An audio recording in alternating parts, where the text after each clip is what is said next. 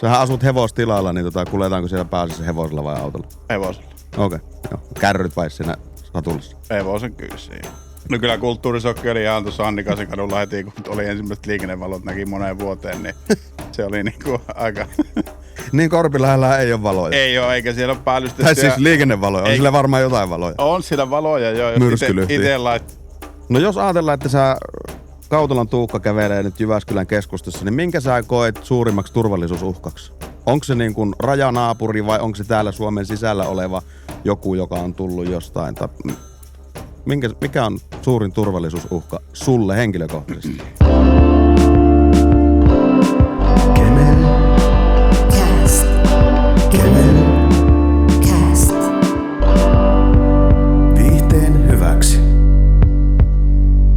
No niin, tervetuloa. Tämähän on Kemelcast. Tänään meillä on vieraana Kautolan Tuukka, eli Stuge, maakuntajoukkojen erikoismies. Ja minä oon Kemelin Sami ja toimin Castin isäntänä ja mennäänpä suoraan aiheeseen. Kerropa Tuukka lyhykäisyydessä, kuka olet?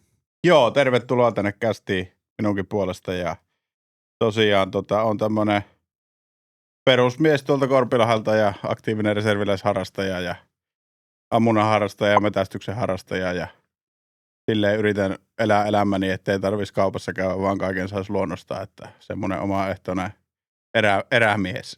No aika jees, siinäpä se lyhykäisyydessä. Eli palataanko vähän niin kuin ajassa taaksepäin tuonne 40-luvulle vai 30-luvulle, kun elämä oli sellaista? Melkein menisin tuonne ihan 1900-luvun alkuun, että se olisi niin kuin mukavaa, että ei ole semmoisia niin kuin yhteiskunnan pakotteita eikä puhelimia eikä mitään muutakaan, niin kaikilla ihmisillä olisi elämä helpompaa silloin. Että. Niin, luultavimmin ihminen olisi varmaan onnellisempi, jos ei ole näin paljon ärsykkeitä, mitä nykypäivänä tässä ympärillä on koko ajan. Kyllä.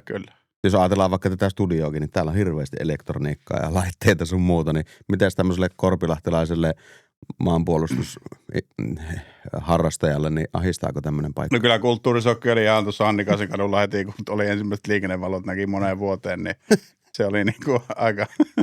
Niin Korpilahdella ei ole valoja. Ei ole, eikä siellä ole päällystettyä... Tai siis liikennevaloja, on sillä varmaan jotain valoja. On siellä valoja, joo. Myrskylyhtiä. Itse laittaa valoja ja just noita myrskylyhtiä ja päällystämättömiä tietähän siellä on tosi paljon kanssa, että ne oli kans vähän kulttuurisokki itselle. Että. Joo. Sähän asut hevostilalla, niin kuljetaanko siellä pääasiassa hevosella vai autolla? Hevosella. Okei, joo. Kärryt vai siinä satulassa? Hevosen kyyssä, joo. Se on itse asiassa mulla semmonen 40 kriisi painaa niin pahasti päälle, että mä oon ottanut tuossa itselleni, kun sä hommasit mulle sen cowboy-hatun, niin mä teen itsestäni ratsastaja ennen kuin mä täytän 40. Että. Se on muuten hei. Mä oon käynyt sun luona tosi monta kertaa kylässä, niin nyt vasta älysin, että me ei ole kertaakaan käyty ratsastaa niillä teidän hevosilla. Pitäisikö me joskus mennä? Se ei välttämättä, se ei ole ihan niin helppoa, että. Niin. No mut joo, palataan aiheeseen. Elikkä siis sä oot maakuntajoukkojen tämmönen oikein erikoismies, enkä tarkoita erikoismiehelle, että sä oot mitenkään erityisen hyvää välttämättä, vaan siis sä oot hyvin tämmönen vakuuttava kaveri, ainakin nyt kun sä tänne tänään studioon tulit ja sulla on tommoset vetimet päällä ja sain sulta lainatakin. Onko tää nyt taisteluvyö vai mikä tää on? Se on semmonen niinku chest tricky. Mitä tarkoittaa? Tänne ilmeisesti saa niinku aseen lippaat. Sinne saa joo, tuon tommosiin kevyempiin tiedustelutehtäviin tarkoitettu tommonen, että ei ole luotisuojaa eikä muutakaan. Okei. Okay. Se on tuo omiin varusteisiin panostaminen, niin se on itsellä ollut aika isossa roolissa kyllä tässä niinku aktiivisen reserviläisharrastuksen kautta tullut, että pari vuotta tai puoli vuosikymmentä, kun niillä puolustusvoimien ja kaikki kunnioitus Suomen puolustusvoimia kohtaan, mutta kun rivimiehet ei saa niitä parhaimpia varusteita, mitä nuo erikoisjoukot ja keihäänkädet saa, niin sitten joutuu itse panostamaan siihen, jos haluaa siihen niinku omaan tekemiseen tuo vähän semmoista niinku mukavuutta ja myöskin sitä sitten, että on niinku mukavampi harrastaa. Että. Kyllä. Ennen kuin mennään tarkemmin näihin varusteisiin, niin kerro lyhykäisyydessään sun oma puolustushistoria. Sä oot käynyt tietenkin armeija. Joo, mä kävin armeijan 2007 ja silloin oli jo, että halusi niinku aliupseerikouluun ja sittenhän se selvisi heti alkumetreillä, kun mä muistan vielä, kun Paija sanoi, mä pääsin vähän niinku vuotta aikaisemmin armeijaan, että siitä olisi saanut semmoisen niinku urapolun itselleen, mutta siihen aikaan armeijassa oli vielä, että aliupseeriksi ei päässyt, jos ei ollut käynyt lukioon ja mulla ei mitään tuosta lukiotaustaa ole, vaan tämmöisiä oppisopimuskoulutuksia, niin se vähän tuli heti siinä, olisiko ollut 6. viikolla sanottiin, että susta ei tule kuin miehistön jäsen ja en ole yhtään ylennystä, en ole saanut, että todennäköisesti armeijassa on tehnyt jotain, mikä on vaikuttanut ylenemiskieltoon. En tiedä, onko tämmöinen, mutta silloin oli ainakin urbaani legenda, että ollaan ylenemiskieltolistalla, kun aika moni niitä sai niitä ylennyksiä, mutta vieläkään ei ole tullut. Että. No onko sulla joku muistikuva, että sä olisit perseillyt armeijassa? Ei, kyllä armeija on niinku siis, sanotaan, että elämää hienoimpia kokemuksia ja vieläkin tuossa itse asiassa rouvan kanssa pari vuotta sitten oltiin tuossa Jämsässä ja näin yhtä inttikaveria siinä ihan ohi mennä kaupassa ja sitten niinku tavallaan, sitten se kysyi jälkeenpäin tuo rouva, että ootteko milloin nähnyt viimeksi, mä sanoin, että varmaan joku 15 vuotta sitten ehkä ja se sanoi, että se on ihan kuin olisitte nähnyt eilen, että jatkettiin juttua siitä, että se on jotenkin se, miten sä bondaat niiden jätkien kanssa siellä, niin se niinku, siitä tulee paljon semmoiset syvemmät juuret, mitä kukaan voi tajuta, kukaan ei ole armeijaa käynyt, että minkälaisia kavereita niistä tulee. Että sä ihan milloin vaan voit nähdä ne ja sä voit jatkaa juttua, niin kuin et olisit eilen nähnyt. Että. Mä voin allekirjoittaa ihan täysin tonne, että esimerkiksi itsellä on ystävä tuossa asustelee mökin lähellä ja ollaan vanhoja inttikavereita ja nykypäivänä sitten ollaan jonkun verrankin tekemisissä, että tietyt asiat vaan yhdistää ihan älyttömästi se, että kun oot jakanut sen saman tuvan vaikka puoli vuotta ja nähnyt kaiken hyvät ja huonot hetket sun muuta, niin kyllähän se yhdistää älyttömästi. Että helposti varmaan sullekin ihmiset ajattelee, että miten sä voit olla noin aktiivinen ja vetää noin överiksi ton harrastuksen, mutta kuitenkin mikä siinä on, joka sua sinne vetää, niin on varmaan pääasiassa just ne ihmiset, kenen kanssa te käytte treenaamassa ja sun muuta. Vai kerro? No kyllä se jo on tavallaan niin kuin tietenkin nykyisen maailmantilanteen kannalta on, tunnen ainakin itse silleen, että on paljon helpompi mennä, jos tarvii jonnekin rintamalle lähteä, että sä niin kuin osaat käyttää niitä tarvikkeita, mitä siellä nykypäivänä on, versus se, että sä oot käyttänyt niitä viimeksi 2000-luvun alussa armeijassa, että kyllä siinä mä luulen, että se niin kuin itseensä se palvelee kaikista eniten, ja tietenkin se, että niin kun on aktiivisesti käy tuolla, niin tulee paljon kertauskutsuja ja sitten se, että se, niin kuin se kaikki ihmiset on niin kuin samanhenkisiä siellä, että kukaan ei ole siellä pakosta ja kukaan ei valita, vaan ottaa sen niin kuin semmoisena niin kuin yhtenä liikunnan muotona ja harrastuksena ja sitten se, että se on niin kuin tosi hyvä on se tekemisen meininki siellä. Ja. Niinpä. Eli kysehän ei ole siitä, että sinne mennään harjoitteleen tappamista, vaan se on oikeasti niin kuin harrastus. Siinä ollaan luonnossa ja opetellaan ampumaan. Ampuminen esimerkiksi metsästys, niin kuin sanoit, että sulla on niin kuin metsästysharrastus, niin sehän tietysti myös tukee sitäkin. Että, kyllä. Että niin kuin näin. Mitkä sulla niin kuin aikanaan sai lähtemään tämmöiseen toimintaan mukaan, kun totta kai kun armeijan kävit, niin oliko se, että saman tien sä halusit lähteä jonnekin maakuntajoukkoihin vai oliko joku kaveri, joka pyyti? Ja voitko vähän myös valottaa sitä, että minkälainen polku se on katsojallekin, että jos niin kuin on kiinnostunut toiminnasta? No kyllä se ehkä oli niin kuin armeijassa oli heti se siemenkyti, että yritti aina sitä, että olisi päässyt niin kuin erikoisjoukkoihin tai johonkin muuhun sille, että sitä armeijasta olisi voinut tehdä uraan, kun siihen aikaan vielä, kun meni armeijan töihin, niin se oli äärimmäisen helppoa, että siltä varmaan olisi päässyt kohta jo eläkkeelle. Mutta se mä muistan armeijasta, kun mä tulin, niin mä olin silloin, oliko mä 19-vuotias ja silloin jotenkin tuntui, että oli pää tosi täynnä sitä, niin kuin, että oli vaan niin kuin saanut överit siitä tavallaan sitä maanpuolustuksesta. Ja sitten kun pari vuotta, kun siinä tietenkin, kun oli nuori ja pääsi kaikkiin kapakoihin ja näin päin pois, niin oli ehkä se, niin kuin se juhlimisvaihe siinä sitten, mutta olisiko se ollut 2012 sitten rupesin vähän selvittelemään, että mitä niin kuin polkuja on tavallaan niin kuin pitää sitä omaa maanpuolustustaitoa yllä niin kuin tavallaan niin kuin reservissä. Ja sitten toinen kaveri vinkkasi noista maakuntajoukoista ja sitten mä liityin sinne, olisiko ollut 2013 taisi olla, että on sielläkin nyt ollut joku 15-16 vuotta. Okei, aika pitkään jo. Mutta se, että aika lailla niin kuin kerran 2 vuoteen on niin kuin joku viikon kertausharjoitus ja siihen aikaan oli vielä, että paljon oli semmoisia, niin kuin, että siinä on semmoinen polku, mikä käy, että siellä tulee niin kuin, niin kuin perusjutut siihen maanpuolustukseen. Ja tosiaan niin kuin sanoit, niin ei ketään siellä ei kouluta tappamaan, vaan se on siihen maanpuolustukseen. Maanpuolustusta sillä harjoitellaan niin kuin, siinä niin kuin simuloidussa taisteluympäristössä. Joo. Ja käsitinkö nyt oikein, että se, missä te treenaatte, niin on se sun todellinen sodan ajan sijoituspaikka. No kyllä aika lailla se siihen se perustuu, että Joo. se niinku paikallispuolustukseksi sitä sanotaan ja se on siihen, että ne maakuntajoukot on vähän niin kuin mä luulen, että Jenkeissä taitaa olla samanlainen tuo kansalliskaarti, että se on niin kuin nopeasti mobilisoitavissa ja sitten, että se on tietyn alueen niin kuin puolustuksesta vastaan. Kyllä. Ja siihen niin kuin harjoitellaan, että tutustutaan siihen maastoon ja kaupunkialueeseen ja siihen niin kuin puolustettavaan niin kuin ympäristöön. Aivan. Ja en tiedä, mainitsinko tässä jo äsken, että silloin kun mä jossain kohtaa teillä kävin kotonakin ja sulla oli yksi huone varustettu täysin sun niin kuin varusteille, että siellä on kaikki niin kuin viimeisen päälle Full Metal Jacket-tyyppisesti niin kuin varusteet on telineissä ja hyllyllä kaikki digi.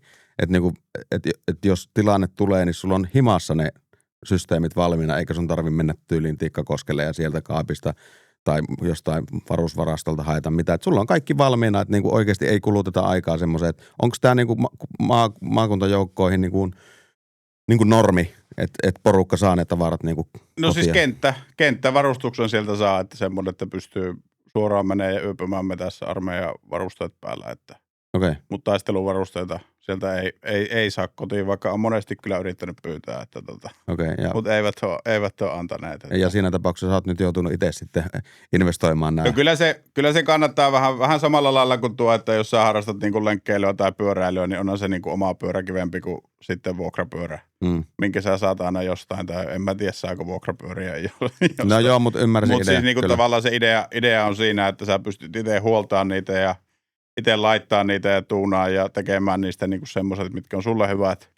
Ja sitten varsinkin se, että kun sä treenaat niillä samoilla kamoilla aina, niin sä tiedät, että mitä ne painaa sun päällä ja miten niitä kannattaa laittaa, että niistä tulee niinku käyttömukavuutta enempi ja näin päin pois. Että kyllähän niihin on pitkä penni mennyt, mutta se on oikeastaan ainut semmoinen, että niitä en niinku, joskus kun ihmiset katuu, niinku, että kannattiko tuo ostaa, kun tuo maksoi niin törkeästi, niin tämä on ainut semmoinen harrastus ollut itsellä, että en ole ikinä miettinyt, että paljon näihin on mennyt rahaa, kun näen ne niin kuin tarpeelliseksi. Niinpä. No nyt saat kertoa, että mistä yleisesti ottaen ostat nämä. Onko se kirpputori vai onko se jotain semmoisia kauppoja, joista noita voi niin kuin ihmiset googletella ja katsella? No siis kauppoja on tietenkin isoimmat, taitaa olla tuo varustellekaan, että mistä tulee ostettua paljon ja sitten Facebookissa on kanavia. Joo. Niin kuin noita tommosia varustetoreja, mistä pystyy sitten hommaa, että onko se pääasiassa käytettyä sitten? No pääsääntöisesti ne on käytetty, että osaa myy niinku uusiakin ja sitä mä aina tässä mietin, että ihmiset ei aina tajua sitä uuden ja että pääsääntöisesti ne varustetorit on semmosia, että laitat parikymppiä lisää, niin saat uuden. Aivan. Ja sitten se, että itse ehkä se justi, että kun osti semmoista halpatuotantoa ensin, niin huomasi sen, että kun ostaa kerralla sen, mikä maksaa 10 kertaa enempi, niin sun ei tarvitse ikinä ostaa sitä uudestaan. No, ymmärrän. Niin. Ja noin varusteisiin vielä, että heti kun pyysit mua tänne niin vieraaksi, niin laitoin levyt tänne ihan, että on turvassa tässä podcastissa. Onko mä niin pelottava vai yleisesti se, että kun sä tulet Korpiläheltä Jyväskylään, sekä, että aina kun menen niin ihmisten kanssa, kenen armeijataustoja en tiedä samaan tilaan, niin pian luoti suojelevyjä kyllä. No jos ajatellaan, että sä Kautolan Tuukka kävelee nyt Jyväskylän keskustassa, niin minkä sä koet suurimmaksi turvallisuusuhkaksi? Onko se niin kuin rajanaapuri vai onko se täällä Suomen sisällä oleva joku, joka on tullut jostain? Tai mikä on suurin turvallisuusuhka sulle henkilökohtaisesti? Kyllä mä ehkä suurimpana turvallisuusuhkana näkisin tuon rajanaapuri. Okay. Rakkaan Venäjä, että mikä ei ole enää niin kovin rakas, että tässähän on kyllä, mitenköhän se sanoisi niin kuin. Ei tarvitse kauniisti sanoa, sanot miten ajattelet. Mutta ei tosiaan se, että kenenkään niin kuin, että on kyllä tosi semmoinen Venäjä vastainen. Okei. Okay. Mutta on myös luottavainen siihen, että täällä Suomessa kuitenkin, kun on tuo asevelvollisuus jokaisella miehellä, niin tänne on todella vaikea tulla. Että. Onhan se aikaisemminkin todistettu, että niin. Ei tänne helppoa tulla. Kyllä. No se, että puhutaan varmaan tommosesta rajasta, joka on yli 1300 kilometriä niin kuin tämmöisen rajanaapurin kanssa meillä on yhteistä rajaa, niin ei varmaan kovin monella muulla maalla ole oikeasti, vaikka onkin isojakin valtioita, niin tämmöistä samanlaista tilannetta tai niin sanotusti samanlaista uhkaa, En halua pelotella sitä, mutta niin kuin lähtökohtaisesti onkohan tuommoista maata edes, no varmaan just joku USA ja Meksikon se raja, siitähän puhutaan myös paljon, niin harvalla maalla, koska Suomikin on suhteessa niin kuin aika pieni maa, niin siihen nähen niin on aika paljon rajaa. Niin, ei taida olla niin kuin, kyllä tuommoista tilannetta kellään, että mä tuosta Amerikastakin tiedän, että taitaa USAn puolelta osoittaa sinne Meksikoon ne pyssyt, että ne on siinä niin kuin turvassa tavallaan niiltä meksikolaisilta, että Niinpä. Että en usko, ja tämmöistä niin kuin maailmantilannetta ei ole niin kuin aikaisemmin, että tavallaan, että on niin kuin yksi, mikä erottuu muista, ja niin kuin noinkin radikaalisti, kukaan ei kuuntele niin kuin ketään missään niin kuin neuvostossa, mitä nykyään on, että No tässä tullaankin just siihen, että nykyään kun eletään tämmöistä someyhteiskuntaa ja tulee tätä informaatio niin kuin joka tuutista ihan helkatisti, niin voiko olla, että tilanteita on ollut aikaisemmin, mutta se vaan, että me ei olla tiedetty, että jos ajatellaan, että onhan täällä nyt hyvän aika Irakin sodat oli 2000-luvun joskus alkuvaiheessa sun muuta ja sitten on ollut, mikä tämä arabikevät, joka oli silloin 2010-2011 sun muuta, että somet ei ollut vielä silloin. Sehän oli järkyttävän isoja kriisejähän ne oli, mutta nykyään ei tarvi mitään muuta kuin se, että sulla on nuha, niin sitten tehdään semmoinen kriisi, että niinku oikeasti kaikki kuolee. Niin joo, kyllähän sillä varmaan aika iso vaikutus myös. mä en pysty edes iltapäivälehtiä lukemaan enää, kun kaikki on. Siis nykyään mä näen ainakin sen silleen, että tuo sosiaalinen media on niinku tavallaan pilannut ton koko uutisskeneen ihan kokonaan. Että tavallaan kun se on niinku semmoista niinku ihmisten pelottelua ja sitten semmoista niinku paniikin lietsomista ja kyllä. Että aina kun maanantaina avaat iltapäivälehden, niin jos avaat sen kännykällä, niin se tarkoittaa sitä, että ensimmäisenä, että ydinsota on syttynyt ja sitten se onkin, että ei se olekaan syttynyt ja just näin. Se on tavallaan niin kuin, että mitä synkempää ja panikoivempaa niin kuin tavallaan tekstiä sä kirjoitat, niin sitten se ihmiset kun klikkaa sitä, niin sitten siellä on banneri, että ostat tämä ja sitten sä menet ostaa sen ja siihen se käytännössä niin eli tämmöistä suoraan sanoen klikkihuoraamista. Kyllä, nimenomaan tätä. Puhutaan siitä, että toimittajat, plus että nykyään se journalismi ei ole niin tutkivaa journalismia, että tosi monestihan toimittajatkin joutuu vähän niin kuin perumaan puheita, että kirjoitin tämmöisen otsikon ja siellä perässä oli kysymysmerkki, mutta sitten ihminen kun lukee sitä, niin se näkee vaan sen mustan ison taustan ja sitten siinä punaisella otsikko ja sun muuta ja sitten ei huomaakaan, että niin siellä perässä on kysymysmerkki, että se niin kuin on vähän niin kuin, että onko.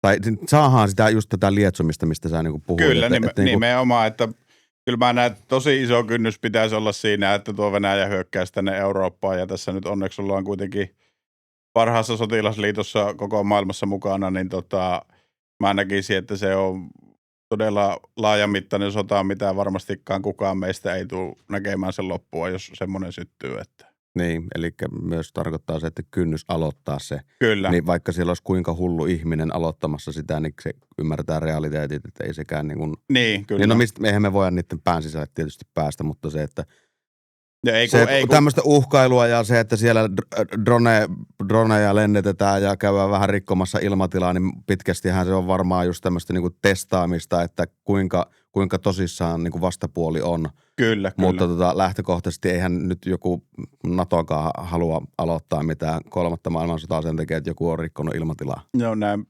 toivottavasti ainakaan ei. Että Äkkiseltä, jos näin miettii. Kyllä. Ja sitten ei nyt katkaisi ajatus. Ei se mitään, laitetaan piuha takaisinkin. Mutta joo, lyhykäisyydessään noihin varusteisiin vielä sen, että nyt kun sä oot näin hienosti varustautunut, niin kerro tai itse asiassa voidaan tehdä vaikka sille, että mä kysyn. Koska sä puhuit tästä taisteluliivistä esimerkiksi, että sä laitoit ne jotkut panssarilevyt sinne, että jos tuolta joku sniperilla ampuu ja osuisi niin kuin tuohon. Tässähän ei ole sellaisia. Ei ole. Mutta tuossa sulla on se, niin mitä se, onko se kevlaria vai onko siellä jotain teräslevyä vai mitä sulla siellä niin kuin on? Se on niin kuin kevlaria jo, että se semmoisen kivääriluodin pitäisi niin kuin pysäyttää yhden kerran ainakin. Aivan. Niin toki 2 kertaa ei, että sit pitäisi olla jo niinku. Sitten pitää vaihtaa levyä. Siinä välissä äkkiä vaihtaa se levy, joo. Mutta lähtökohtaisesti joo, kyllähän toi niinku suojaa sisuskaluja. Miten sitten esimerkiksi tämä kypärä? Sehän nyt on varmaan vielä niinku tarpeellisempi, että kyllähän siellä niinku peleissäkin on se, että headshotti. Mähän itse asiassa voisin kokeilla miltä tää näyttää. Mä otan vähäksi aikaa kuulokkeet pois. Haittaako, että mä testaan, vai onko tää tosi tämmönen hygieninen henkilökohtainen? Ole hyvä, vaan se ei ole niin kuin vaimo tai hammasarja, että sitä ei voi lainata kaverille. Että. Ai jaa, mitä, eikö niitä voi mukaan lainata? No niin, näytänkö mä nyt niinku sotilaalta? No nyt periaatteessa näytät jo. Että. Okei. Ja mitäs nyt, jos mua ammuttaisi jollakin kiväärillä tuolta 300 metrin päästä, niin kuinka paljon tää suojaa? Kyllä se suojaisi se osuman kyllä. Että. Koska jos katsoo vanhoja suomalaisia sotaelokuvia, niin se oli vaan semmoinen peltiämpäri, joka vettiin päähän. No mutta se peltiämpärihan on kaikista paras, kun se on terästä, että se suojaisi vielä paremmin. Että. Oikeesti? No kyllä mä ainakin näkisin mieluummin sen pellin tai rauhan mä laittaisin päähän kuin kevlari. Että. Meinaat sä oikeesti, että ne vanhat peltiämpärit suojaisi enemmän kuin tää? No tuohon on niinku siis, en mä tiedä mitä se kevlari on, mutta siis niinku. Siis se on jotain kuitua. Niin, mutta nuohan on siis, ne on ollut rautaa ne vanhat. Niin sanotut kusipotat, että Kyllä, mutta siis kyllähän niinku, niitä on paljon. Mutta ne on painanut sitten semmoisen 5-10 kiloa, että. Niin joo, mutta siis niin. jos katsotaan, en mä tarkoita niitä, vaan mä tarkoitan ihan siis semmosia niinku, siis niitä kevyitä, semmosia, jossa on ne ohutkuorisia. Joo, mutta no oli mitä hyvänsä, mutta siis kyllähän niitä on semmosia jossain tuolla museoissakin käynyt, niin nähnyt just sellaisia, että siellä on niinku luodireikä. Kyllä. Että otettu niinku kuolleen sotilaan päästä semmonen ja viety jonnekin museoon tai miten ikinä. Mutta joo. Mutta joo, kyllähän se siihen omaan hommaan tosiaan vaikuttaa aika paljon, että ja sitten piti tosiaan miettiä sitten niitä varushankintoja, että mitkä on niinku järkeviä hankintoja ja mitkä ei välttämättä ole, tai niinku priorisoida se, että kyllä mä niinku näkisin jokaiselle, että hommaa sen taisteluliiviä kypärä ainakin itselle, että niistä on tosi paljon hyötyä, että. Niin. Ja se, että varmasti jos tässä joku mobilisointi tulee, niin kun ei saa kertausharjoituksissakaan, ei saanut aina sopivaa kypärää, niin mitä luulet sitten, kun miehet menee tuonne varusvarastolle hakemaan niitä kypäriä, että saako sieltä niin. sopivaa tuotetta itselleen päälle. Että. Itse asiassa nyt, kun kerta sanoit ja palaan ajassa taaksepäin omiin intti-aikoihin, niin tosiaan olihan siellä niitä kypäriä. Ja sittenhän se oli se, että siellä meni ne kuminauhat ja sinne tungettiin jotain havuoksia ja sun muuta. Kyllä. Näytti vähän niin kuin, että sua ei olisi olemassa. No ne on Joo. hienoja ja vanhoja naamiointikikkoja. Joo. Nykyisin ne hoidetaan tuommoisilla ihan liimattavilla tarroilla tuohon päälle. Ja. Niin ja mä katsoinkin, että tuossa on aika paljon tämmöisiä tarrapintoja sun muuta. Kyllä. Tuolla sulla on joku NATO-hässäkkä ja. Täällä on joo kyllä. Mitä toi merkki tarkoittaa tuossa? Tämä on semmoinen niinku moraalimerkki. Joku tämmönen. Semmoinen rock on. Rock you. Kyllä. Jos kriisi puskee päälle, mitä tapahtuu ensimmäisenä? No ensimmäisenä ne, ketkä on siinä ensimmäisen niin kuin kutsunnan piirissä, niin kutsutaan tonne ja sitten me mennään kutsuntapaikkaa X ja minne meidät käsketään ja sitten meille annetaan sitä ohjeet. Ja.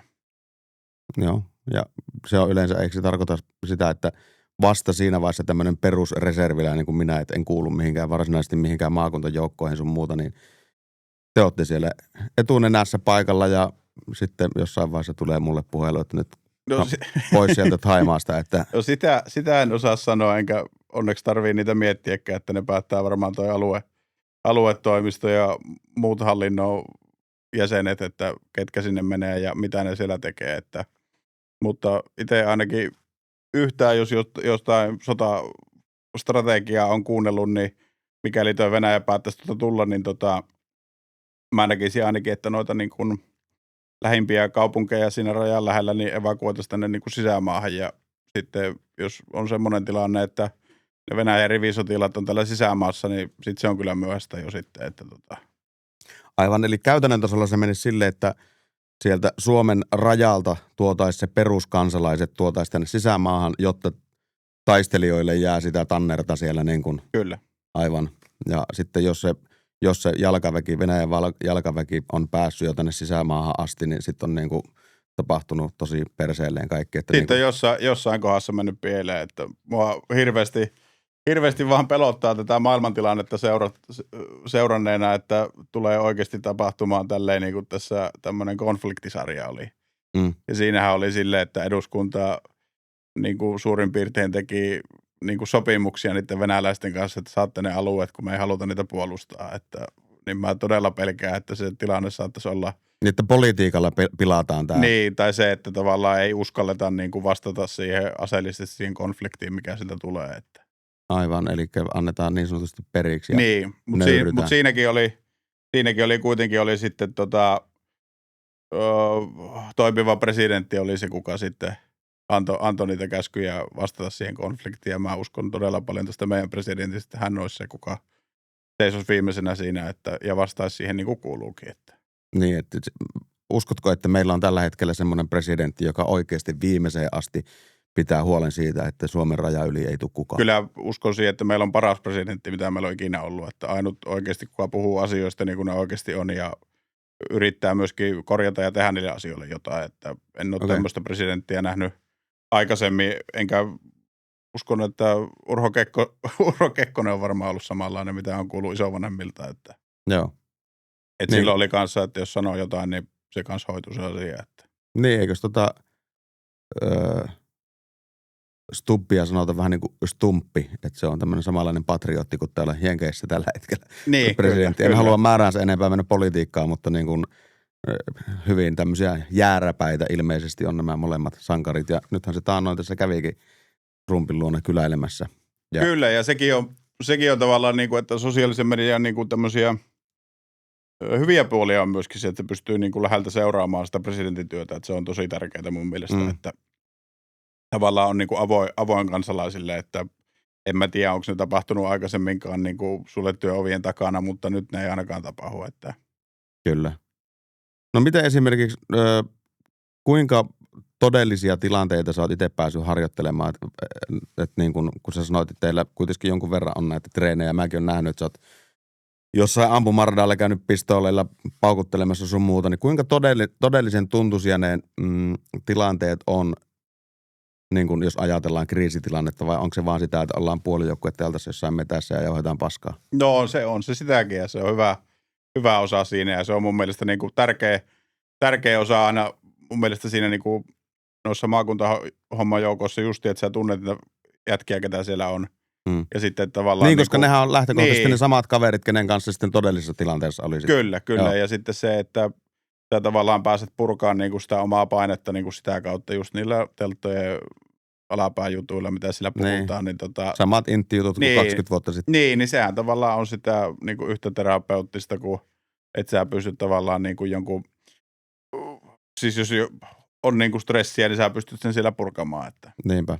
Mutta pääsääntöisesti niin kuin yritetään niin kuin mahdollisimman semmoiseen simuloituun taistelutilanteeseen. Aina niin kuin puolustusvoimat on kyllä hyviä siinä ja ne käyttää paljon niin kuin resurssia siihen aina, että on justi, että meillä oli tossakin niin kuin oli esimerkiksi Uuraisilla oli tämmöinen, että vihollinen oli iskenyt tuonne niin kuin vedenjakelukeskukseen täällä Keski-Suomessa ja ei tullut vettä niin kuin sitten Keski-Suomeen ja sitten me ajeltiin maseilla siellä ja jaettiin lapsille karkkeja ja se oli vähän niin kuin simuloitu se, että me oltiin niin kuin vettä haettu jostain ja jaettiin sitä niin kuin ihmisille sitten. Että.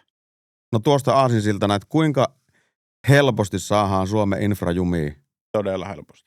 Eli siis puhutaan varmaan tunneista, että meille ei tule sähköä eikä tule vettä ja niin kuin oikeasti se, että kuinka, sit vasta niin kuin tajuaa sen, kuin riippuvaisia me ollaan sähköstä ja vedestä ja tämmöisistä, että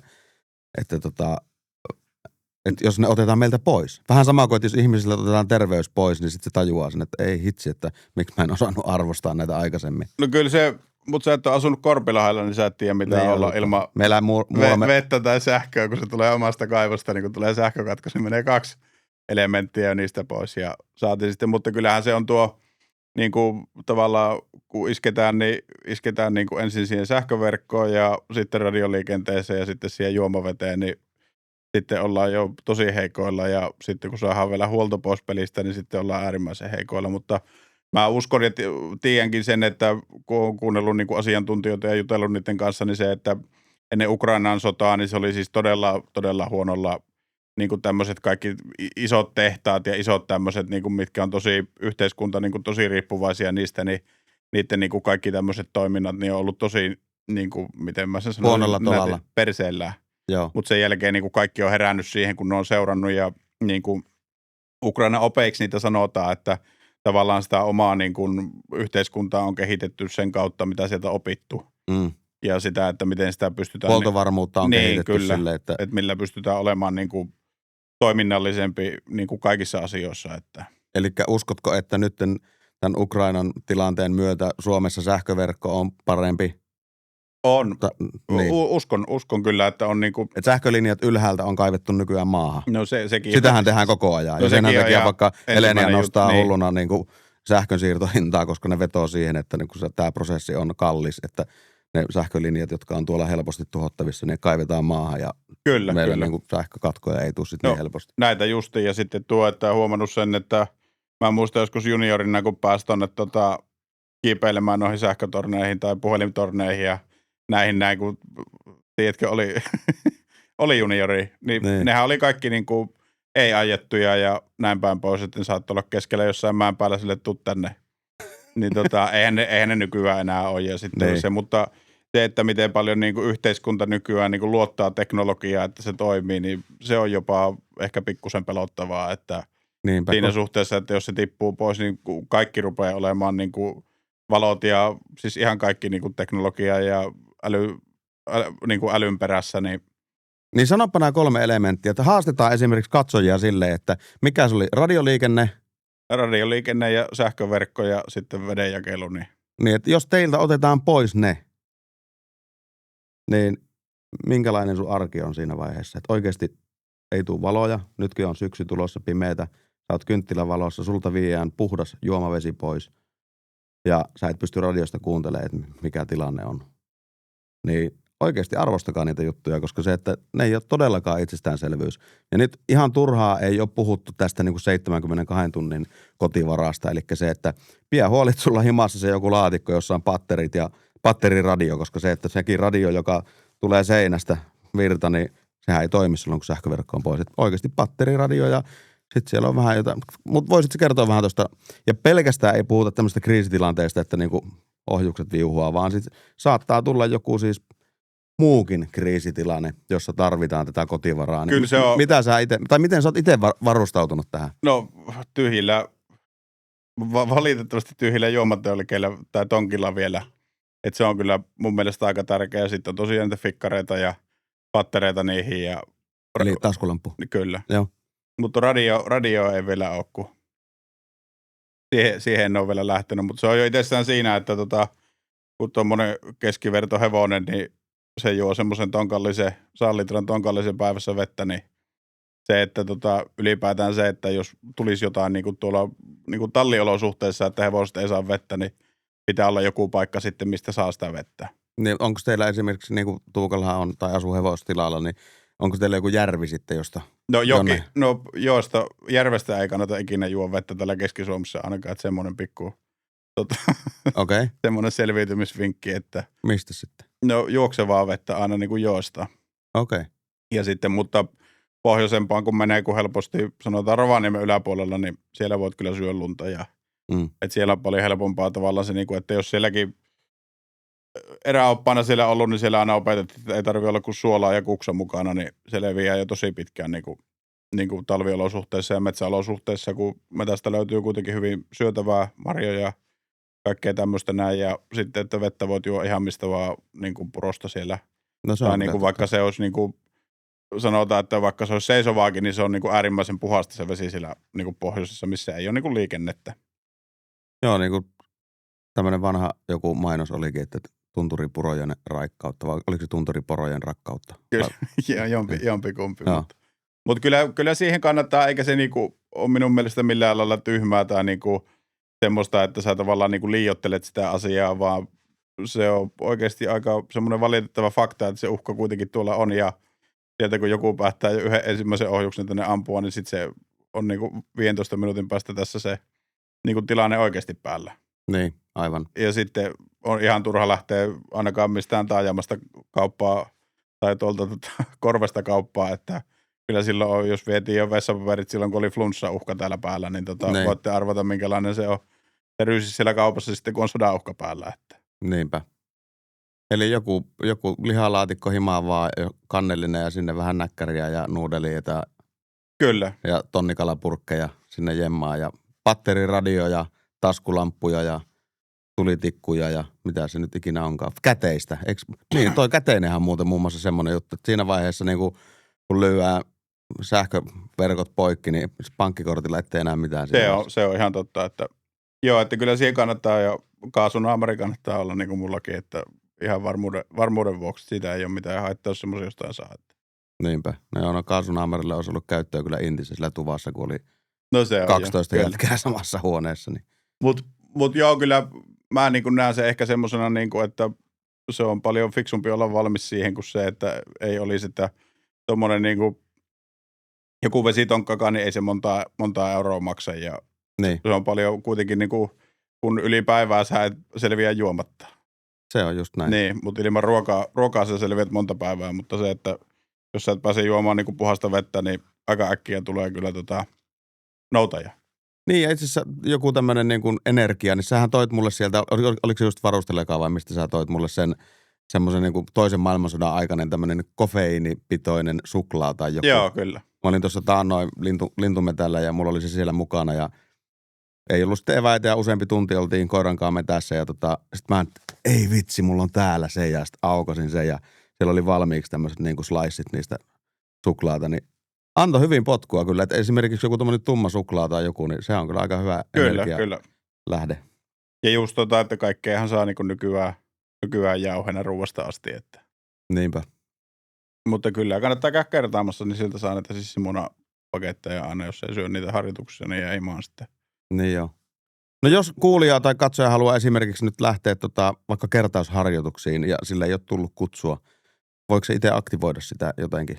No kyllä, mäkin menin tuonne aluetoimistoon tosiaan kaveri suosituksesta. Silloin oli vielä, muistaakseni, että piti olla joku suosittelija siinä, kuka suosittelee niin kuin niihin tavallaan siihen reserviläistoimintaan. Ja sitten sinne mentiin ja täytettiin laput ja sitten siltä tuli ilmoitus, että sut on hyväksytty näihin ja sitten käytiin kuntotesteissä ja semmoinen niin kuin todella pitkälle pärjää. Itsekään ei mikään hyväkuntoinen kaveri tällä hetkellä ole, niin semmoisella niin kuin peruskunnolla, että. Aivan, eli siis kertausharjoitukset, maakuntajoukot, vapaaehtoinen reserviläistoiminta, niin lähestykää Keski-Suomen aluetoimistoa. No jos on Keski-Suomessa. Mutta siis no mehän ollaan Keski-Suomessa, mutta siis olit missä tahansa, niin ylipäätään niin kuin se paikallisen puolustusvoimien aluetoimisto. Kyllä. Ja sitten tosi paljon on niin kuin reserviläisliitto on ja reserviläisjärjestöjä on niin kuin ympäri. Mutta mihin niin kuin ensisijaisesti pitää olla yhteydessä? No mä menisin tuonne aluetoimistoon. Ja kysyy sieltä, että kyllä. Haluan harjoittaa tämmöistä toimintaa, että mitä mun pitää tehdä seuraavaksi. Kyllä. Tai nykyisin taitaa olla se hakulomake, taitaa olla ihan internetissä sekin. Aivan. Joo. Hei, tässä oli aika tiivis paketti liittyen vapaaehtoiseen reserviläistoimintaan, maakuntajoukkoihin, puolustustilanteeseen ja vähän niin kuin realiteetteja siitä, että mitä jos. Niin onko sulla itsellä vielä jotain lisättävää tässä kohtaa? Mä sain aika kattavan paketin kyllä kieltämättä. No ei, kyllä mä näkisin, että jos se kiinnostaa yhtään millään lailla se homma, niin en ole kyllä päivääkään en ole katunut ja hirveästi on saanut uusia tuttavuuksia, niin kuin mitkä on myöskin tuttavuuksia ja ystäviä, että mitkä on niin kuin harjoitusten ulkopuolellakin ihan tiiviissä yhteistyössä on. Ja sitten siellä myöskin niin kuin sanotaan tulee niin kuin, yrittäjä ja työntekijän näkökulmasta, niin saa myös hyviä niin kuin kontakteja, kun kaikkihan ne ihmiset käy jossain töissä ja on jonkun alan niin kuin ammattilaisia, niin sekin tavallaan, että se on aika hyvä semmoinen verkostoitumispaikkakin, että yhteistyökumppaneitakin on jonkin verran sieltä löytänyt ja tosiaan, että ikinä ei ole harmi ylläpitää omia niin kuin selviytymisiä ampumataitoja, että niistä ei minkäänlaista haittaa kyllä varmasti ole elämän aikana. Että. Niinpä.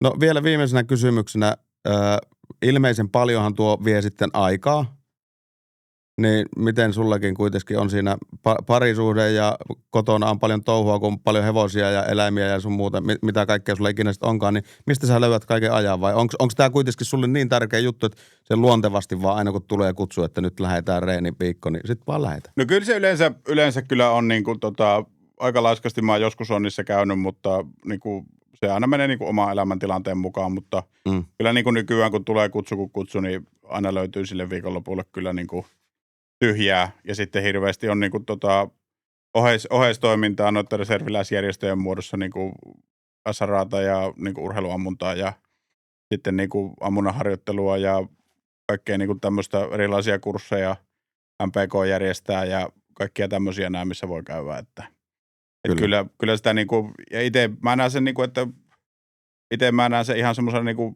elämäntehtävänä ja niin kuin harrastuksena, että se on harrastus, mikä on tahansa muukin, että harrastuksille pitää olla jos ei ihmisellä ole aikaa elämässä harrastaa, niin sitten pitää olla kyllä vähän liian kiireistä, että jos ei ole mitään muuta.